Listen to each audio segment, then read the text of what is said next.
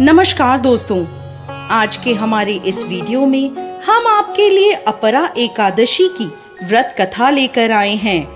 एक समय की बात है, युधिष्ठिर महाराज भगवान श्री कृष्ण से पूछने लगे, हे माधव, ज्येष्ठ मास के कृष्ण पक्ष में आने वाली एकादशी का क्या नाम है तथा इसका क्या महत्व है, मुझे विस्तार पूर्वक बताइए। हे युधिष्ठिर, आपने जन कल्याण के लिए बहुत ही उपयोगी प्रश्न पूछा है।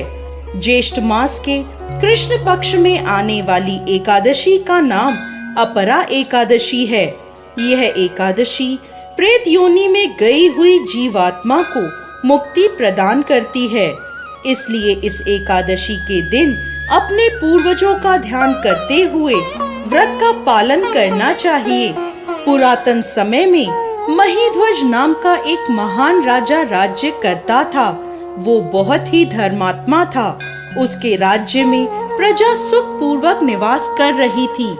उनका छोटा भाई वज्रध्वज अत्यंत क्रूर और अन्यायी था। राजा महीध्वज की लोकप्रियता से वो बहुत चिढ़ता था और द्वेष के कारण एक दिन उसने एक ऐसा कुकर्म किया जिसकी कल्पना भी असंभव है।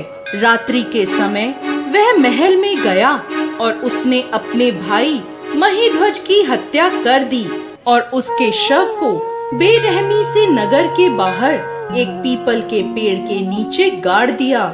इस प्रकार राजा महीध्वज की अकाल मृत्यु होने के कारण राजा को प्रेत योनि प्राप्त हुई और उसी पेड़ पर रहते हुए और वह आने जाने वालों को परेशान करने लगा, इधर उधर भटकने लगा। एक समय ईश्वर की इच्छा से महान ऋषि धौम्य उसी पीपल के पास से गुजर रहे थे। तब उन्हें उस प्रेत के होने का आभास हुआ। अपने तपोबल से उन्होंने उस प्रेत को देखा और यह भी जान लिया कि उसकी यह दुर्दशा कैसे हुई थी।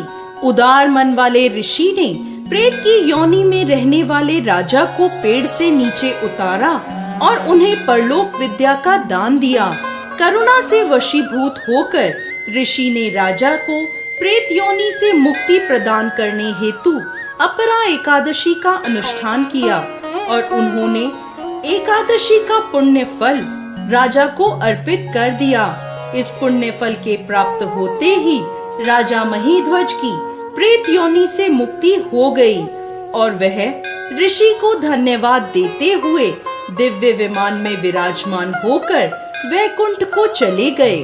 कथा को समाप्त करते हुए भगवान श्री कृष्ण कहते हैं, हे युधिष्ठिर, जो भी व्यक्ति अपरा एकादशी का श्रद्धा और निष्ठा पूर्वक पालन करता है वह असीमित पुण्य संचित करता है। यह एकादशी ब्रह्म हत्या, भ्रूण हत्या, धन संचय के लिए शास्त्रों का अध्ययन, गुरु की निंदा आदि पापों से मुक्ति प्रदान करती है। शास्त्रों में मनुष्य जीवन में करने योग्य कुछ पुण्य कर्म बताए गए हैं, जैसे कि कार्तिक मास में पुष्कर में स्नान करना, काशी में महाशिवरात्रि का पालन करना, गया में पिंड दान करना, पुष्कर में स्नान करना, माघ मास में प्रयाग में स्नान करना, स्वर्ण का दान देना, भूमि का दान देना आदि।